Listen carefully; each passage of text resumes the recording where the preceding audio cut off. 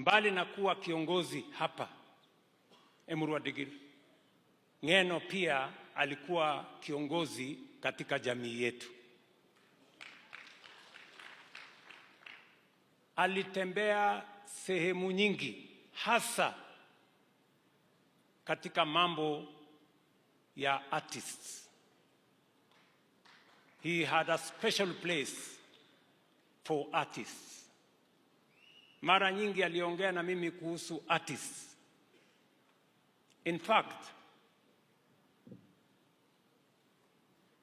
December, vile nilisema wakati nilienda kwa family, December mwaka huu, Ng'eno alinitafuta. Na sio kawaida Ng'eno kunitafuta mara 3-4. Lakini safari hii alinitafuta, nafikiri ilifika mara 6, mpaka nikajua there must be a problem. So nikampigia simu, nikarudisha simu yake, akaniambia, Bwana President, nimepanga sherehe kubwa sana ya artists kule Eldoret. Itakuwa na watu zaidi ya 20,000. Na ilikuwa ni, I think the function was on a Saturday or thereabout. Na siku hiyo ilikuwa Thursday. Sasa akaniambia, hii mkutano kubwa nimepanga na inahitaji pesa shilingi milioni 20.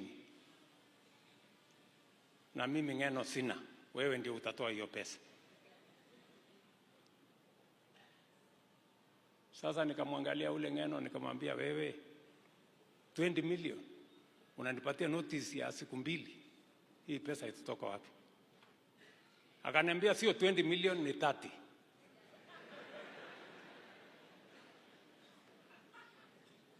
Mwisho ikabidi nifanye juu chini,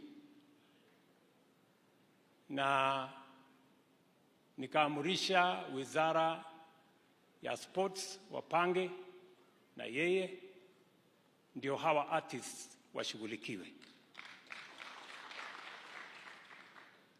Na kwa sababu alifanya hiyo kazi ya artist kwa kujitolea,